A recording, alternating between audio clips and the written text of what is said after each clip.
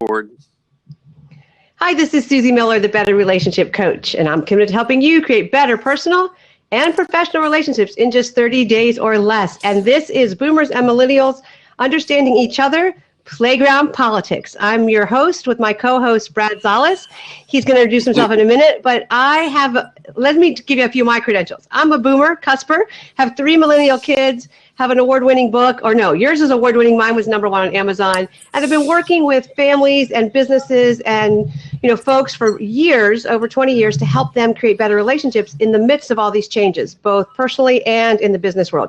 So Brad and I have connected. I'm going to have him introduce himself, and we're going to jump headfirst into. Good morning, everybody, and thank you, Susie, for setting me up. My name is Brad Szollose. I'm the award-winning author of Liquid Leadership, From Woodstock to Wikipedia is the subtitle, and I talk about multi-generational management ideas that are changing the way we run things. That's a mouthful, I know, but guess what? I started the very first .com company or agency to go public on NASDAQ back in the 90s, and guess what I noticed? I had a staff of people that were younger than me, and I too am a cusp baby boomer, and my staff was telling me off, and they were doing things very strangely, and they were doing work at 2 o'clock in the morning and emailing, and they never wanted to be at work. They wanted to work remotely. So I started to realize there's something going on that isn't just a fad, it's a trend. And I started to realize there was a generational issue, and I started to realize that how we are raised in childhood will affect how we become as adults. And you have a whole new generation that has not been raised like baby boomers. And we're going to touch on this. I hope you tune into all 9 in this series. We're up to number 7 now, and it's going really fast. It may be more than 9 by the time we're done. We've had so much engagement. We've had to cut a few back and kind of cut them short, and so we may go further. But let me give you a quick overview of how this is going to go. Brad and I are going to talk for a little bit, kind of a one-on-one, and kind of lay out a framework of what exactly we mean by playground politics, as well as some of how that specifically relates to boomers and millennials understanding each other, because that really is the key for us. And then about halfway through, maybe a little sooner, we're going to open up the, I want to call it lines, because we used to open up the phone lines, but we'll open up the seats on Blab, because we really want your interaction. And last time we had some incredible conversations with some millennials who joined us, as well as some boomers, Gen Yers. I don't care what you call yourself, just hop on in. So one of the things I'm going to do to set our conversation up is I'm going to ask Brad to just, when you hear the word playground politics in context of boomers and millennials, tell me what you think of. Tell me what comes off the top. Well, for me, when I was a kid, I don't know if you did this, but I went to Catholic school for the first 3 years of my life, and they were 3 long years. And I remember they were tearing down our church. They were getting ready to tear down St. Mary's. So we wound up going to school, right next to the convent was the school. So we went there, and the only place we could go out for recess was the playground. And all I remember is there were a lot of rules growing up. And if you didn't follow those rules, you were smacked across the wrist or across the head with a ruler. And what were those rules? Sit down, shut up, and listen. Obedience and compliance got you straight A's. You did well, and you learned. You weren't allowed to move. You weren't allowed to talk back. You had to raise your hand to get permission to actually ask a question. Corporal punishment was a big part of this. Now, I remember in Catholic school, a lot of people have had this similar experience, but one of the kids, there were like 2 or 3 kids when I was in 3rd grade. So we're like 10, 11 years old. And these were the kids that were smoking cigarettes at 10 and carrying knives. And they were rebelling against the Catholic school or whatever. And one of the kids had been abused by his father, and he was having cigarettes put out on him and beaten, and he came from an alcoholic family. Well, the way they responded to him acting out in class was they didn't know what to do with him because he would not obey, and there was no compliance in him at all. So they were like, what do we do? When you have a good kid like myself, I feel remorse. I don't fight back. I give up at some point. Well, with this kid, they decided we're going to do a sort of almost like a modern or an old form of timeout. They put all the rough kids on the bench. And they figured we need to discipline him somehow so that he has what it takes. So they enrolled him in judo. Okay, so you take a kid who's angry, wants to act out. And the first thing he does when he gets on the playground with me, he flips me on the concrete. Okay, so we took somebody who's angry and wants to act out, and we turned him into a trained fighter. So it made no sense, but that was the day and age. Well, and what's funny is back in the day that you and I were in school, that was, teachers didn't necessarily intervene unless there was blood or a really loud of noise. You kind of had to make your own way on the playground. There wasn't a whole lot of rules about, physical space and personal space, right, and, talking with your words, not your hands. I'll never forget when I think I was in 5th or 6th grade, one of my really good friends, we were like in one of those stupid girl triangles that never work out well. And this doesn't necessarily bode well for me, but I'll share it anyway. My friend Rose had been upset by my friend Jeanette, and I will never forget biking down to Jeanette's house after school with Rose and literally beating her up, like slugging her and fighting her and saying, "Don't you ever make my friend feel bad like that again." And I talk about, then I was like, tough girl, whatever, but I'm mortified to say that now. As we fast forward, when my kids were in school, I remember my girls, our oldest one, Kate, was very verbal, and as time moved forward, you may know this if you've been in school recently, you could pretty much get away with saying anything. So she could eviscerate somebody with her words and kind of get away with it because she wasn't, quote unquote, bullying. Now, that's not now. This is a good, 15, 20 years ago. And so there was this idea of she could debate or dress somebody down with her words. Not that she did it often. She was a very sweet, compliant child. But my middle daughter, Emily, her sister, she learned that she couldn't compete with her sister in words. So she, when her sister would bug her at home, would just haul off and hit her. Just punch her. And I remember, and I'll share more of the story later, I remember the difference of how that was treated in school. And it really is interesting to me to see how we were raised. And it was kind of like, suck it up, brush it off, don't you tell anybody, to, what's happened both, as my kids were growing up and even now with cyberbullying. So let's kind of carry that forward as we talk about playground politics, and then we can move into learning styles. Well, here's the thing, we're talking about bullying, but in our day and age, Susie, if a bully picked on you, they would talk to the bully maybe, but you were expected at some point to turn around and hit that bully in the head until they stopped. And we were raised on something called cause and effect. If someone started a fight and you turn around and broke his arm, it was still the other person's fault because they started it. They started it. Your job to end it. And so nobody said, don't hit. And nobody said, don't hit, use your words. They said, hey, want me to show you how to land a good punch? Yeah. Well, I remember I got into a fist fight and I came home. My dad was really mad at me. You got into a fight. He goes, did you win? Did you hurt the other guy? And, but it's true that it was simple. You're going to pick on me. I'm gonna be the last person you pick on, and this was simple. And we've changed everything. The dynamics have changed, and millennials, even Gen X to a point, were raised in a very confusing world, where if you did stand up for yourself, you were kind of told, well, you can't get violent. It's your fault for stopping the fight. You should have walked away. You should have walked away. You should have used your words. Right. So we're going to talk a little bit more about this, but everything we learned in grade school.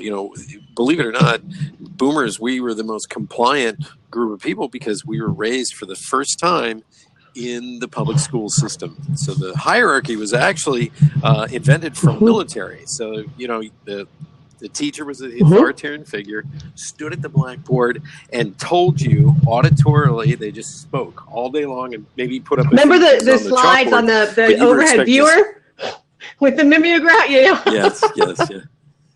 Yeah. So you had to sit and listen. There was no other way to learn. It was just that listening and seeing, taking in information, absorbing it.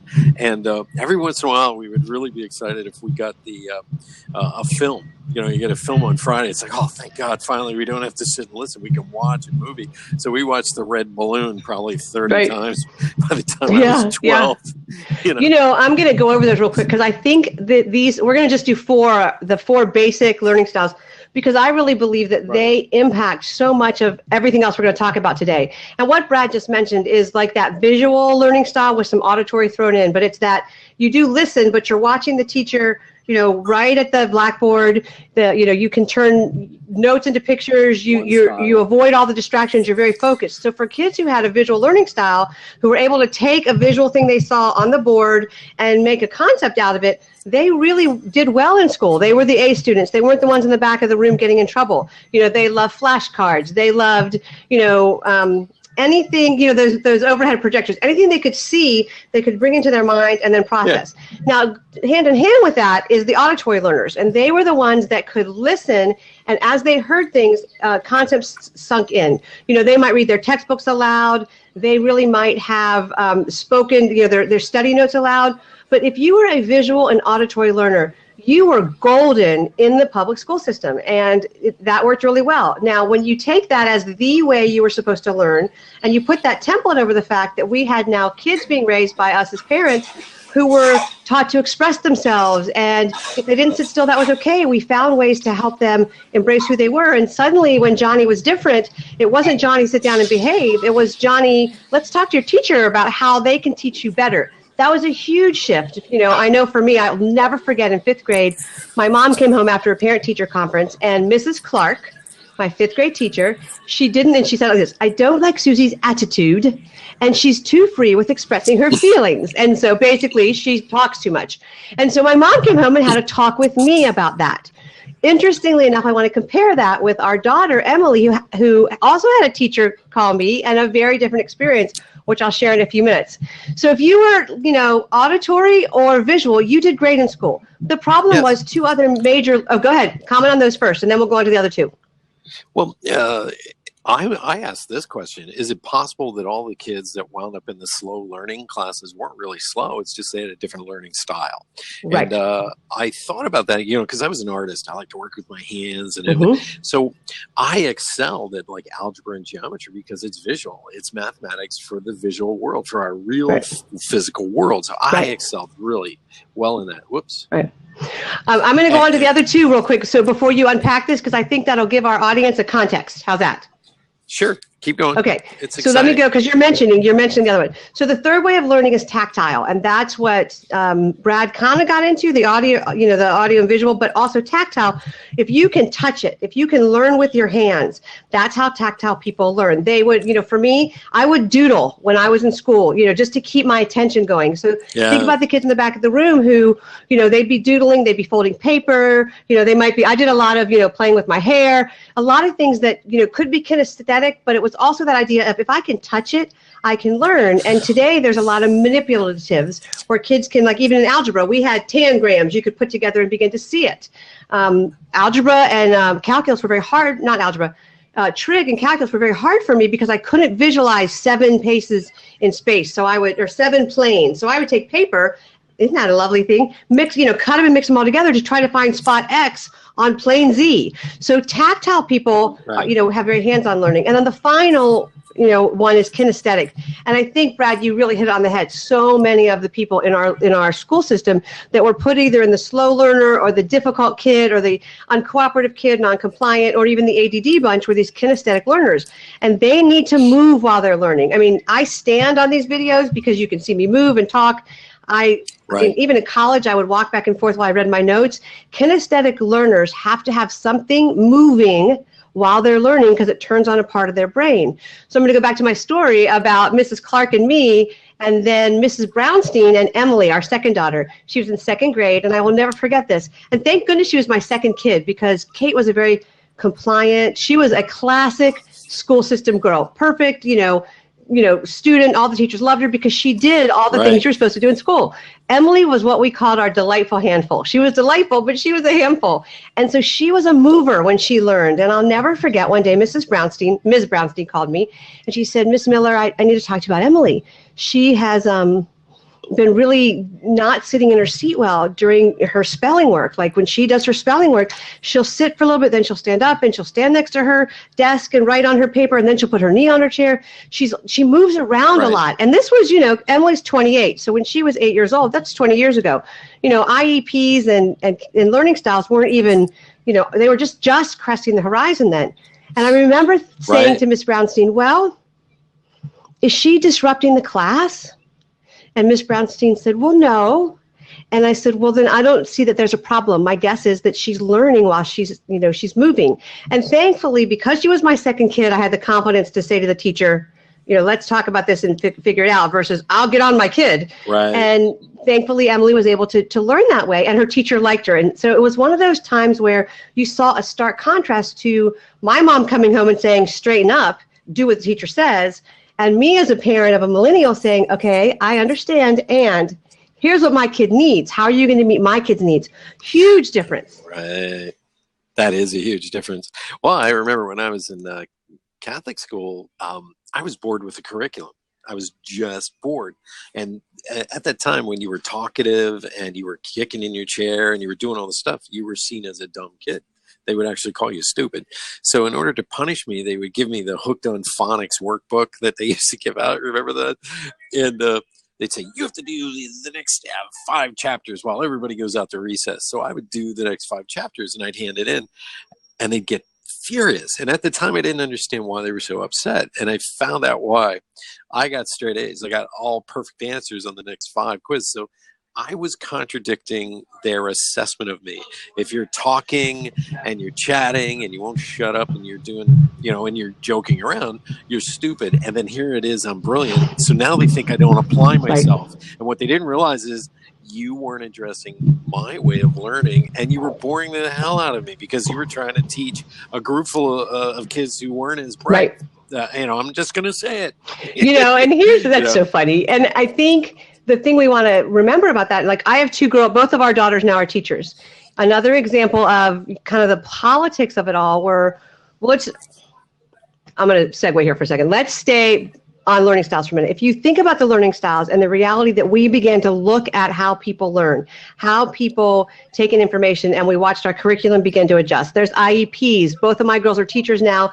They have what's called allowances because IEPs were for the dumb kids back in the day. And I'm not saying, that was just how they were labeled versus, I have one of my nieces is brilliant. She's really, really smart, but she has a processing disorder. So she takes a little bit of more time. And because she has that extra time on an exam, she gets to bring her full smarts to the table versus time's up, you're done.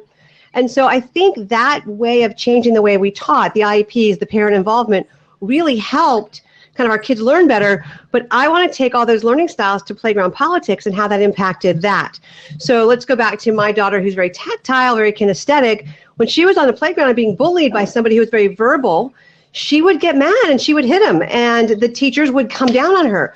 But they wouldn't come down on the people who were being verbally mean. Again, cyberbullying wasn't a big thing yet, because the whole movement in that time was to be not violent, and they weren't thinking about words being violent. And I'll never forget going into the principal and saying, do you mean that this girl, we'll call her Mary, can say these awful things to my child, mean, vicious, verbal things, and she's not in trouble? And because my kid got to a point where she hauled off and smacked her, she's in trouble?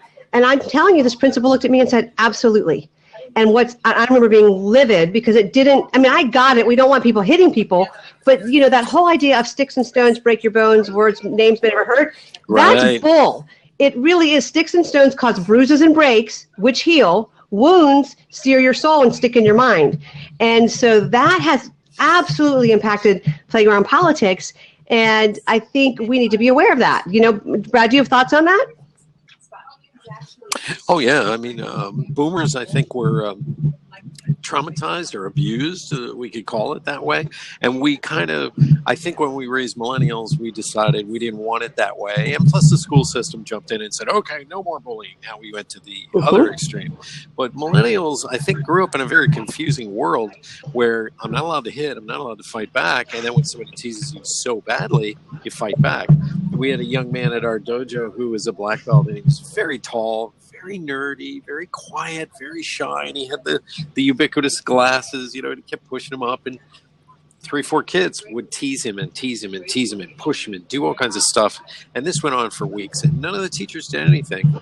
So one day he couldn't take it anymore, and he hauled off, and they don't know he's a black belt. Well, he roundhouse kicked one and dropped the other and flipped him to the ground, and he did it in such a way that he didn't hurt them, but he scared the hell out of them. Well, they were going to suspend him. And one of the kids had the foresight to take a video. And that got him off the hook. Huge. Now, those other 4 kids ganged up on him, but he was the one who was going to get suspended. We've lost touch with the sort of what is right and wrong, cause and effect, and things like this. But I do want to get back to this kinesthetic way of learning. I'll tell you how I was kind of exposed to that this new generation learns differently, and that was a good friend of mine, Richard Carey.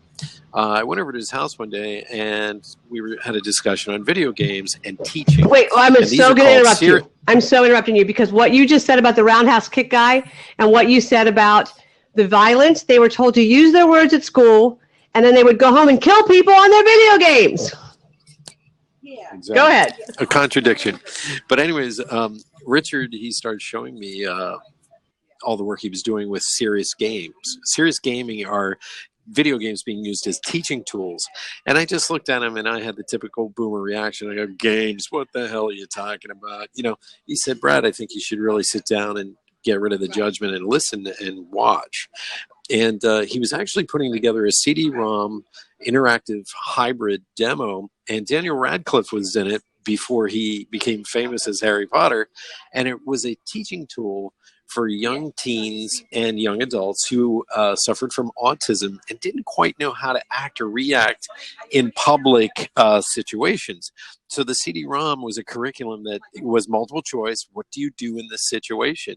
And it was all gaming. It was all gaming driven. And there it is. It's kinesthetic, hands-on. Think about it. How do you act and react within a situation? That's brilliant. And that's, you know, I think our kids are actually going to not only are already far surpassing us, but kind of catapult ahead because at one level, we are tapping into those places that for us were really shut down and dormant. Being creative wasn't smart. I mean, I remember being told to color inside the lines. You know, you got downgraded if you colored outside the lines. And yet most of our brilliant inventions are because people color outside the lines. And funny enough, I just discovered adult coloring. If you've not discovered adult coloring books, this is a total public service announcement. You want to reduce your stress, go on Amazon, get yourself an adult coloring book. And what's funny is I posted a picture on Facebook. There you go. Brad with all of his tools. Mine's downstairs. And I was coloring, and I posted a picture on Facebook. And one of my friends, who is even older than I am, so he's old enough to be my parent, wrote, "Congratulations, you colored within the lines." And I knew he meant it as a sweet kind of pat on the head, you know, love you, mean it kind of thing. And I was like, I don't want to be told to, you know, like, I'm not that girl. And so even there, I think our kids were given, you know, again, contradicting messages between the teachers, the color outside the lines, the idea of you can learn differently than me. Another story I'm going to tell is I remember walking into my kid's room, our son's room, and he was probably in middle school. And he literally was laying on the floor with his book, with his music playing, with some other stuff going on in the background. And I was like, what are you doing? Studying. I was like, how can you be studying? You know, we study sitting at a desk or a kitchen table with no noise with our pencil and our book. And he was like rocking it out. And when I stepped back, I think that was the first time I really began to learn about learning styles. When my kids were doing it so differently, was kind of going, actually it was elementary school for my little girl. I remember reading that and going, oh, just because I need quiet to learn doesn't mean you need quiet to learn. In fact, for her and for my son, music in their ear help them actually focus. And there's been all kinds of things written about that where, you know, classical music can help anchor things in your mind.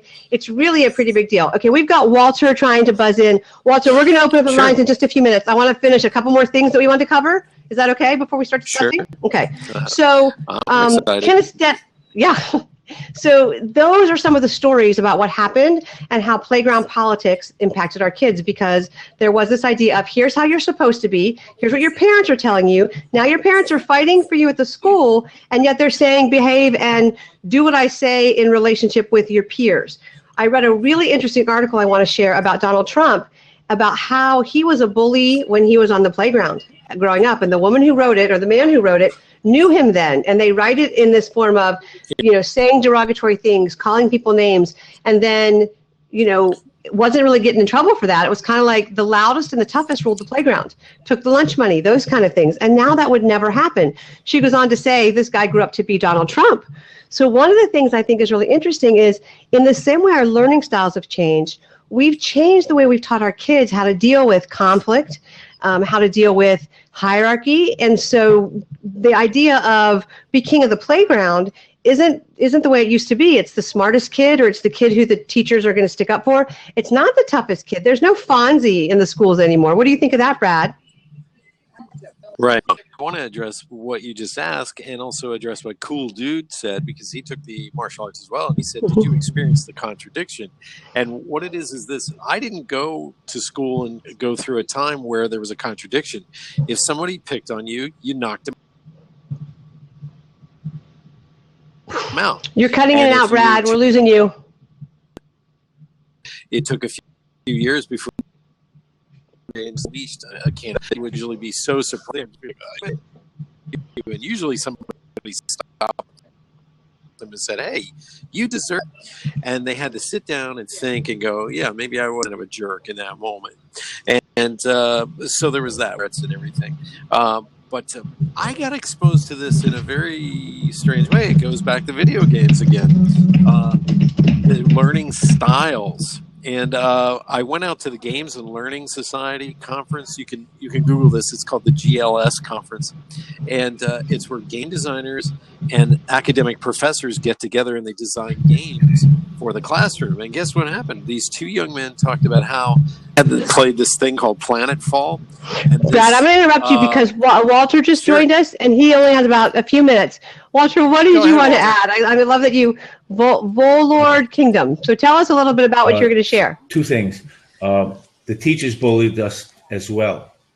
I remember the first class of industrial processes in Brooklyn Tech when I first got there. We had a test, and everyone in the class failed. The teacher made that announcement, gave out the papers, and was really annoyed. And then he made me stand up, called my name, made me stand up, handed my paper, and said, "This guy got 100." It was very embarrassing. He didn't have to do that. And before that, in grammar school, I was the only Armenian kid in the school. We had Jewish, Irish, Italian, and I learned some words in the after-school program privately with 3 or 4 kids. And I went there and I started to speak. I was in grammar school. I started to speak what I learned in show and tell or something. The teacher and everyone started laughing because it was a foreign language, and the teacher got mad and told me to sit down. And I never learned another foreign language besides French in school when I had to.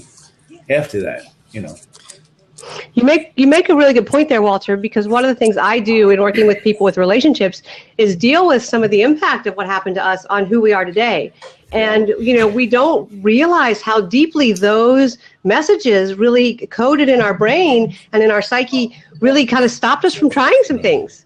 You're right. The teachers bullied us. So I don't want to blame the kids only. It was their parents or the teachers and people all throughout society, one way or the other. But it doesn't mean that you can't gain strength by having those people react that way to you. If you so choose, you can become stronger than any of them. And even I believe I came up against Donald Trump in the schoolyard because I'm in Forest Hills and he was in Jamaica State. And I remember experiencing that, and I got him in a headlock, and the only way that guy was ever going to get it out was his friends gradually pulled me off. Yeah. And so... Right. And now his friends would run tell the teacher. Whatever. Have a nice day. Thank you. Thank you, Thanks Walter. for joining us, Walter. That's great. Yeah. Cool dude. Feel free to hop on. I feel like the playground politics, and we haven't even gotten into millennials and the fact that they have to deal with, millennials as parents have to deal with cyberbullying. We'll get into that later when we talk about millennials as parents. But for right now, as we talk about boomers and millennials, when kids came home, there was a lot of relearning for even parents about how to handle it. Because I know we'd be like, well, here's how I handled it. And that would get our kids in trouble. Cool dude, where are you from? That's a cool background. Are you in your my workshop? train room. I'm into model trains and remote control helicopters and all kinds of boy toys. So, yeah, I got to have my toys. HO? No, Lionel trains. I liked HO trains. 3-rail tracks. Nice. Big size. There you go. Yeah, and I got a big... So go ahead. So I went to a Catholic school also. It drove me absolutely crazy. The thing that really drove me nuts was that it was a gender-specific school. All the guys went to a guy high school, and the girls went to a girl high school. And I got picked on in high school big time because I never stood up for myself. And to make a long story short, I learned that in order for other people to respect me, I had to have respect for myself, and I didn't. So and then in high school, we got into gangs. Grade school went into a, for lack of a better term, all white Caucasian, blue-eyed, blonde hair guys. And then when we went into high school, it's like I got into gangs and people of different ethnic origins. And this one little guy just kept picking on me. And then one day, the teachers were going crazy because they couldn't do anything to stop it. Coming home from school one day in a school bus, reached around, said enough of this stuff, pulled the guy from his hair from the seat behind me across to my seat. Next thing I know, the bus is in a ditch. The guy didn't show up to school for a couple of days. When he did show up, he had a full head cast, and he ate lunch out of a straw for a month. And it was amazing because, I never got in any trouble for that. And all the teachers in school realized that we tried everything we couldn't do anything. This kid was getting pounded on. He finally stood up for himself. And it was cool because I came around the corner the first day when I got back into school, and everybody just gave me free access to my locker. And I was able to go there. And it's like, and it just clicked. It's like, man, I got myself in this jam because I never stood up for myself. And unfortunately, this kid had to go through this stuff, but it's like, but that one fight in high school got me through all 4 years. So you were badass, dude. Yeah. Well, he learned to be, it sounds like, and he learned to be. But here's the difference, cool dude. I would say that for us, that worked. For our kids, that would get them suspended. That would get them in trouble. That would get them sent to the principal's office. That would get them marked. With the teachers, maybe not with the kids.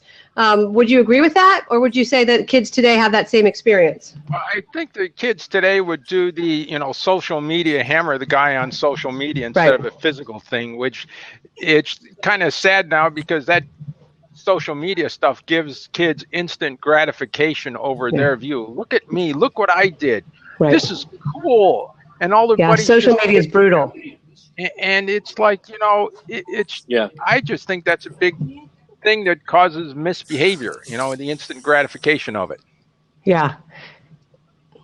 What I think a lot of young people today are very frustrated because look what we do. We reward certain behavior, and if you are a fighter and you are, tough as nails, we put you in a ring and make you fight professionally. And we went from Arnold Schwarzenegger as an action star to Shia LaBeouf. So I can't. They call it wimpification of American male, but we've swung too far in the other direction. We don't even know how to defend ourselves anymore in this day and age. And I feel bad for millennials because the ones who take the martial arts, they get it. They know right away there's a cause and effect. And you have to earn anything that you want to get in life.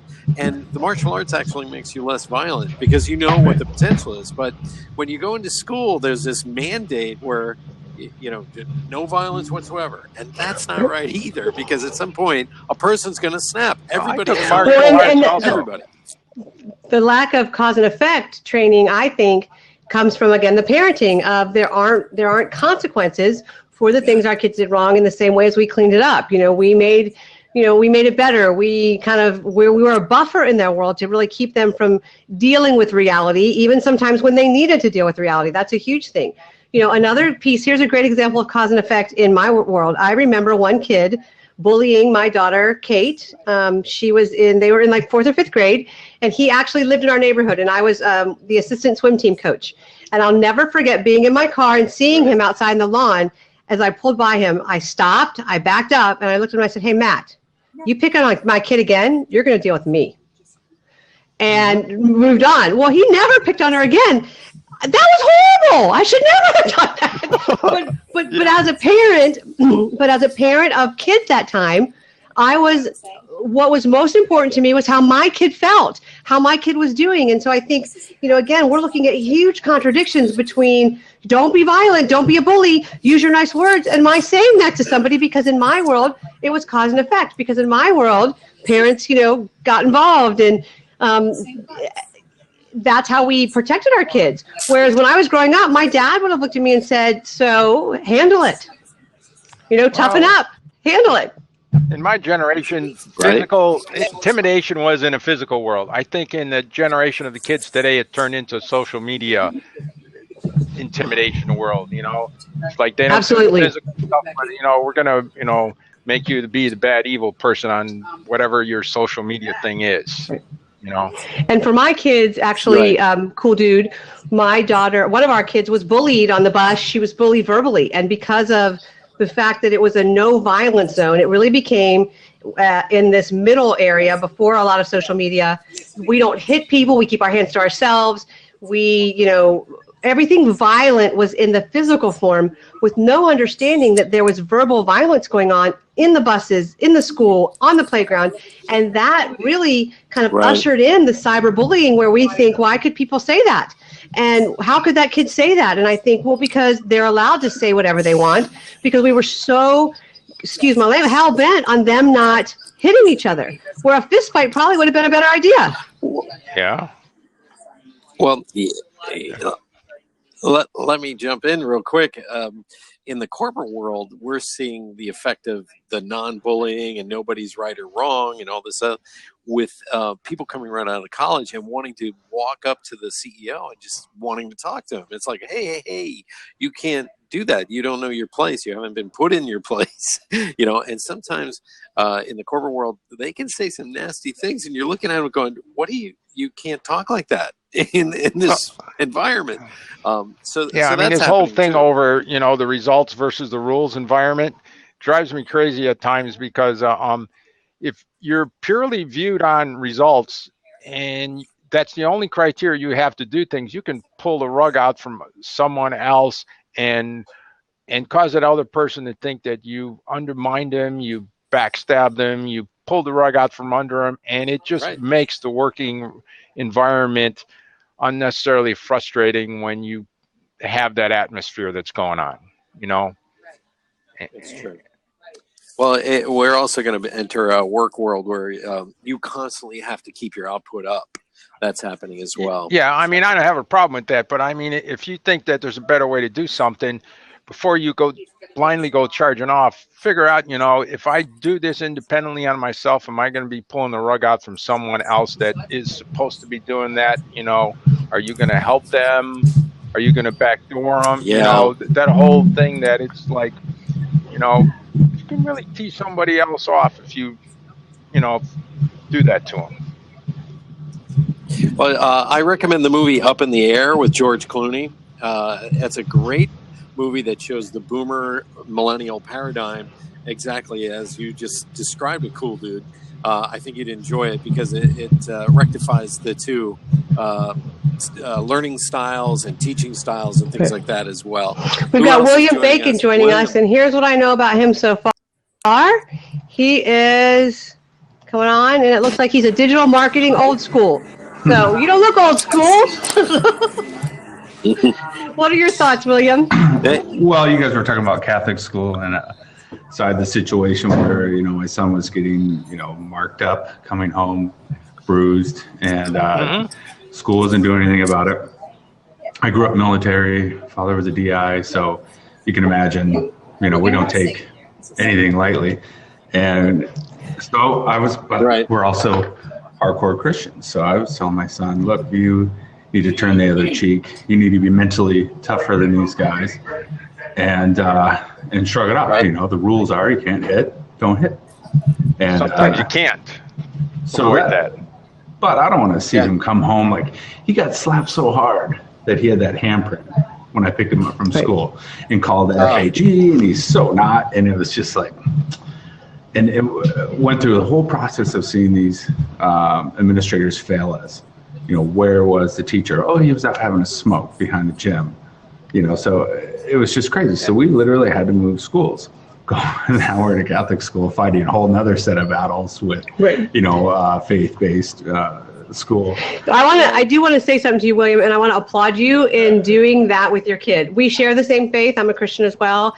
And one of the things that I think boomer parents did well was we stepped in for our kids so that they couldn't be bullied. Now, did we sometimes take it too far with our mommy mafia or helicopter parenting? Sure.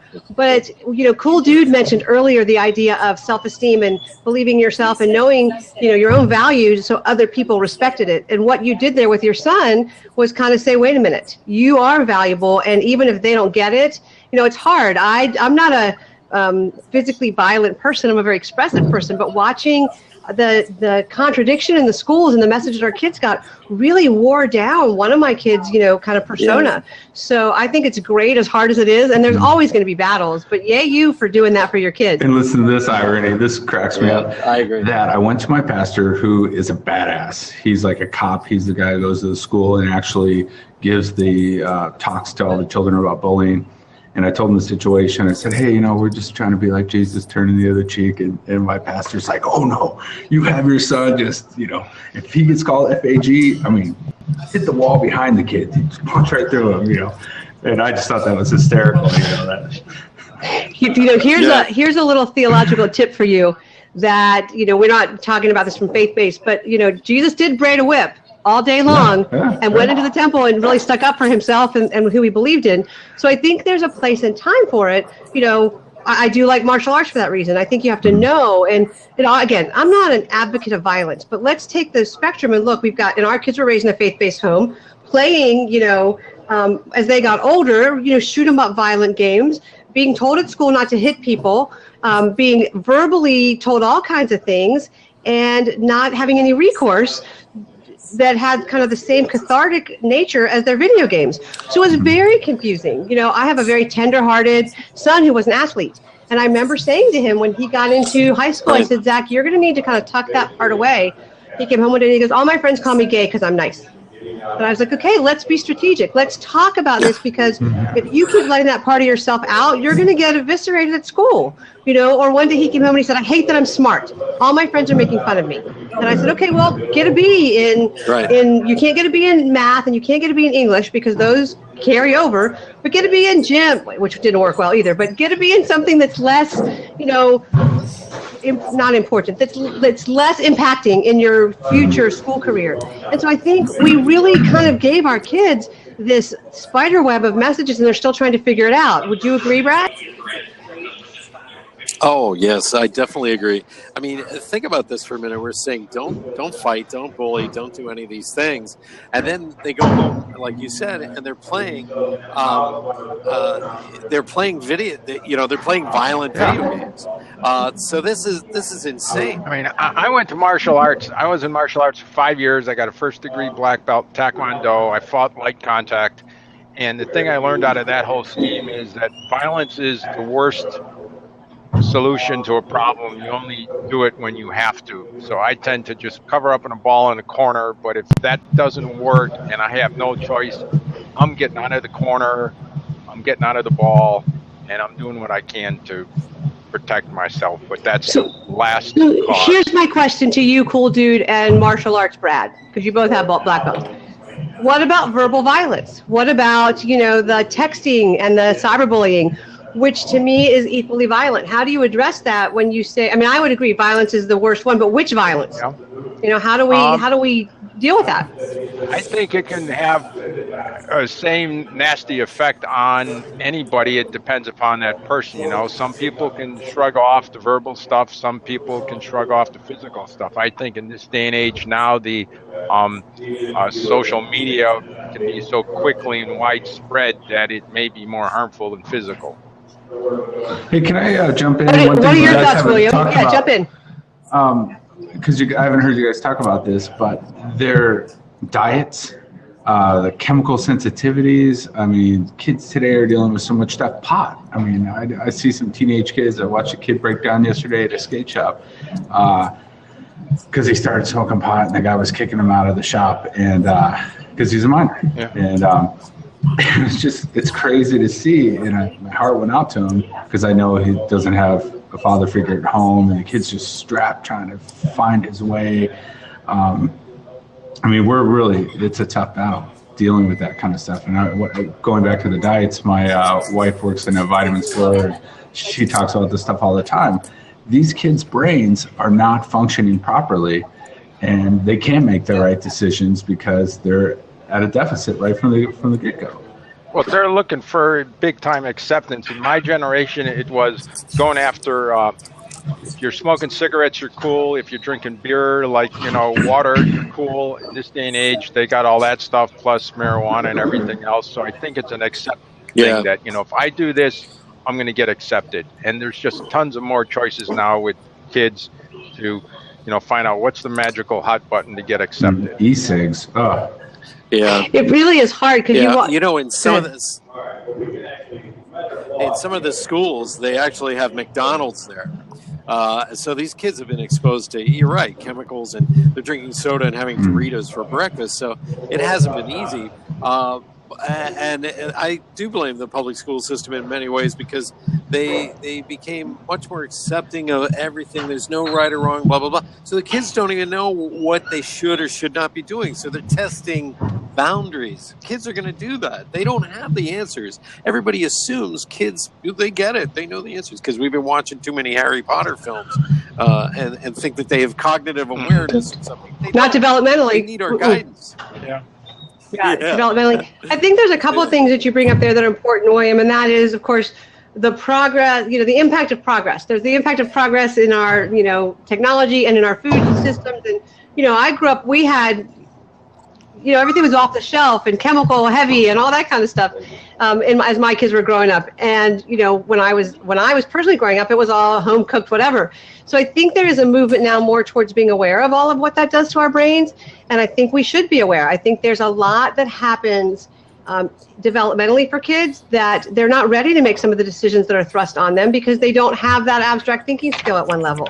Another thing that really is hard for me about the schoolyard and playground politics is in the field I work in, which is relationships personally and professionally, is no matter what conversation I'm in, to help either a CEO have better relationships with his colleagues, help an entrepreneur have better relationships with his team or his family, marriages, parenting, no matter what it is, what I find comes up every time is the story of what they were told when they were growing up. And so the whole idea of how much impact these schoolyard years have on kids, how we feel about ourselves well into adulthood that just kind of leak out everywhere, makes me kind of wonder if the homeschoolers don't have something, that's going, or if, somebody said, school is killing our kids' creativity. I think it's the most popular TEDx talk. And so there's this idea of how do we protect our kids? How do we help our millennial kids who are becoming parents navigate this world? And so do you have any thoughts on that, William? I think giving some guidance on how to do things would be better than nothing at all and do whatever you want, and makes the kids think that you can do whatever you want and it's always right and it's always going to be accepted. I mean, give them some boundaries. Right. And we're going to talk about that, cool dude, on the next one when we talk about how different the... Well, I think I agree with you that, these are foundational stones that and experiences that everybody has to go through in the schoolyard or in your front yard, as we read on one of the messages. You can't avoid it, and it's growth through trial. We've got to go through the trials. So teachable moments, that's just kind of where, I said to my son, hey, I'll back you on this. If you want to take on these guys and the administrators aren't helping us, then get in trouble for sticking up for yourself, and I'll back you. And his fear was, if I do with that one guy, then I'm going to get ganged up by the group. And that's when we said, well, the Catholic school is actually academically better for him, but I have to drive an extra 40 minutes a day. There you go.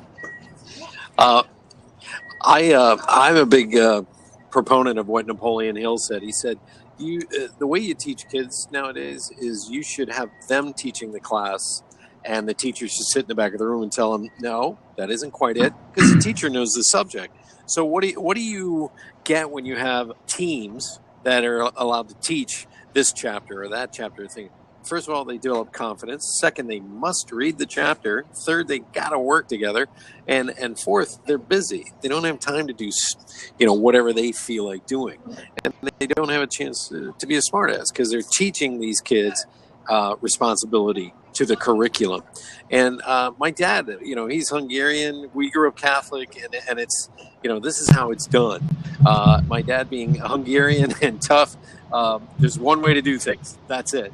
And so you have to kind of show these kids a little bit. There is one way to do things. You can push against it, yeah, but you're going to find out I'm right eventually. Well, and I'm going to push against that because yes and no. There is a moment. Absolutely. What a surprise! I just sent you a text, Brad. Check your text, Brad. I think that part of the pushing against the right way of being done is helping kids create new things. So there is no one answer. And I know we are going to talk what you mentioned, Cool Dude, about the difference with modernism and postmodernism and how that changed our kids. I think that, as a parent of like 3 kids in their 20s, our oldest just turned 30, one of the things I realized is we are just people growing into who we are while we're raising kids. And so I'm a big fan of, the communication and the conversation around what we do. So I even really love what you said, William, where you're like, then get in trouble and I'll be there with you. Like, take a chance, make a decision, do what you feel in your, what you want to do in accordance with our family values and beliefs, and then we'll go from there because it really does help our kids learn. I'm going to tell a story here real quick while Brad checks your text message. If I do, I'm going to freeze up my next Blab screen. on Tuesday at 10 is what I wanted to ask you. So here's the thing. Our son, Zach, was in the locker room goofing off with a bunch of his buddies. And they were all on the same team, and they would flag each other. They would drop their shorts and boxers. They were goofing off. And the teacher came around and saw them and was like, he caught one of the guys, and he drew him to his office, and he was in big trouble. His name was Ricky. And I remember Zach saying, he looked at his buddies. And again, my son is not perfect, makes a lot of mistakes, can be a total jerk sometimes. But in this moment, he said, hey, we should go tell him that we were all in on this. So this group of guys all went into the gym office and said, hey, we were all on this. We're buddies. We're on the same team. We do this on the playground, on the sports field. And this was in middle school. And so the teacher said, well, thanks for your honesty, all that kind of stuff. I got to send you to the dean. So they all went to the dean. Now, let me tell you, these are 5 dean's list kids, A's and B's, really good kids. And they were a kind of group of friends. Well, this assistant dean had been bullied as a kid. And he overreacted and suspended all these boys for touching each other. And not inappropriately, but because the rule in the school is you keep your hands to yourself. And again, it was this idea of, well, then what about all the other kids who were doing all these other things? Like, it was such a mixed message. And I remember my son coming home and kind of, I'm in trouble, Mom. And honestly, I was like, classic boomer parent move. Well, they overreacted. Let me step in here. And so there is this constant tension of trying to figure out how to do it well. I've given up trying to do it right, and I really work on trying to do it well. So I think, we're in really different places, William, where your kids are still in the school system. It is hard. And so conversations about the why, the what, before you get to the how, I think really help with your kids. I don't know if that helps, but that's my thought. So you brought up this concept. A bunch of kids get together, and they all have the same viewpoint. Therefore, they think it's right. And that's can be kind of scary at times because just because you got 3 or 4 of your buddies thinking the same way you do doesn't mean it's right. I mean, there has to be some kind of a absolute or something other than your friends did it doesn't mean it's okay. Well, and I would agree with you. Go ahead. Go ahead. I only know one person in history that got 12 of his buddies together, and they agreed on one idea, and it all came from him. Here's the thing. I'm going to go yes to that, Brad. And I think my point I was making, Cool Dude, was these were a group of friends. They weren't affecting the outside world at one level, and for doing what they thought was the right thing, they got in trouble. And again, it's story that flows through it. So I mean, I agree. I've been the mom that said, if all your friends dropped off a cliff, would you? So I don't think that becomes the right or wrong, but there was a norm to it. It wasn't offensive to these 6 group of boys who were kind of jostling in the locker room, and it was a dean's story of getting bullied in the locker room that made him overreact with these kids. So I agree with you. There isn't a sense of our kids, that's what's right and wrong, but there is this sense of where, again, back to what Brad started with, where are the double standards? How are we creating worse playground politics? Yeah. Yeah, it's just that, well, if you don't have any repercussions for doing bad actions, then you're going to continue to do them all the time.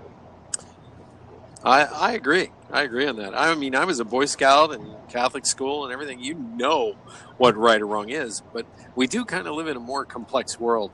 And I'll give you a story of this. My stepsister, Michelle, she ran this one teaching area out in Iowa, and she always specialized in slow learning and developmental children that needed extra help. And they were letting these kids graduate without being prepared for the real world. So she went to the administrator and she said, hey, we have all this empty space over here. Why don't we turn it into an apartment with a laundry facility and everything? And I spent a year, once a week or twice a week, training them on how to live on their own when they get out of high school. And everybody shot it down. And they said, well, if you can get money for it. Well, she went to the community and she got $25,000 to do the whole thing. And the administrators had egg on their face because now the news crews came down and they said, you know what, this is a great idea. You take these children that aren't developed like the rest of us and you show them how to live on their own, balance a checkbook, do their laundry, bake and cook and things like that, and just change the way things are done. And I thought that's actually going to set the tone for what we talk about next time. Our next Blab will be Tuesday at 10, and it will be on this idea of a seismic shift in ideology, and so we'll talk about that. But Marketing Bacon, he jumped off. Thanks for being on the Blab with us, and if anybody else wants to jump on, feel free. We'd love to hear your opinions. If you do have questions for us, feel free to email, or I guess you can't. I'm just learning about Blab. You can't post questions in Blab, can you, Brad? Yeah. So right at the bottom, you can on the okay. Or to the right. Yeah, you can do that. It's or if you're watching the live. Go ahead. I'm sorry. /Q.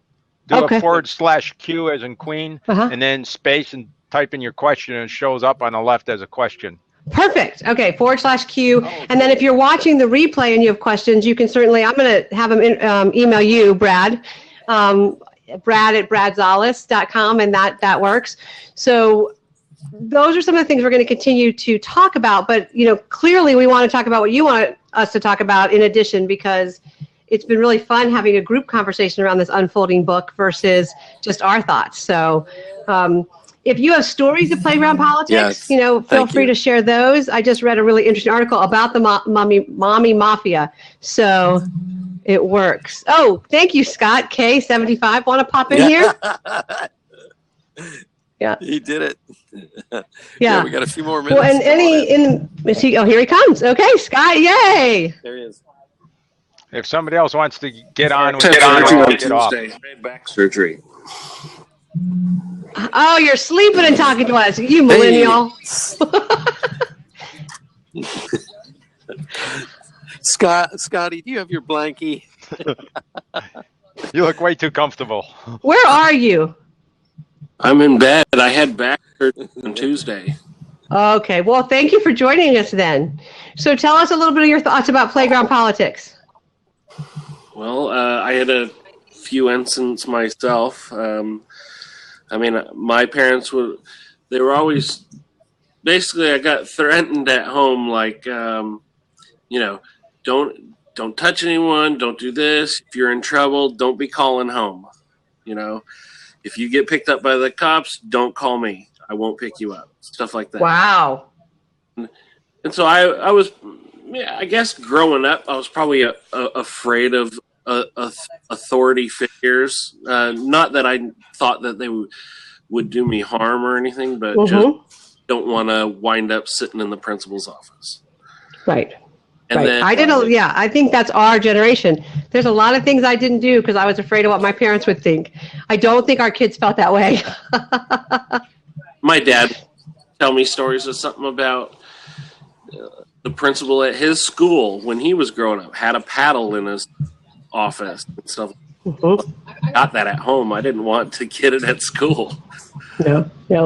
Yeah. No, so you're compliant.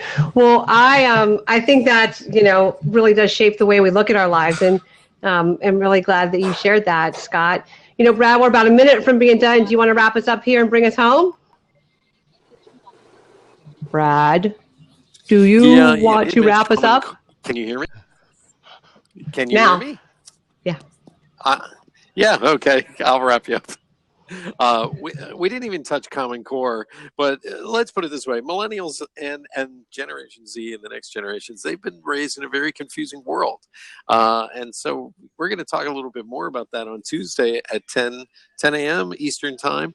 And the topic is our topsy-turvy world. And we're going to talk a little bit about Alan Toffler and, more of this misdirection that took place. And now we have Common Core in the school system and things like that, the old way versus new way. So we're going to have a lot of fun. So I want to thank everybody for coming on today. Cool dude as well. Thank you for coming on. Susie, thank you so much. And Scott, thank you. You had back surgery. Oh my God, you came on. You deserve to be with your blanket. So, there you go. So everybody join us on Tuesday. We look forward to this, and thank you, everybody. Take care. You're gonna sign off the official. I will. Stuff, I'll sign off as soon as we're done here. You're gonna click on. Thanks, everyone. Thank you.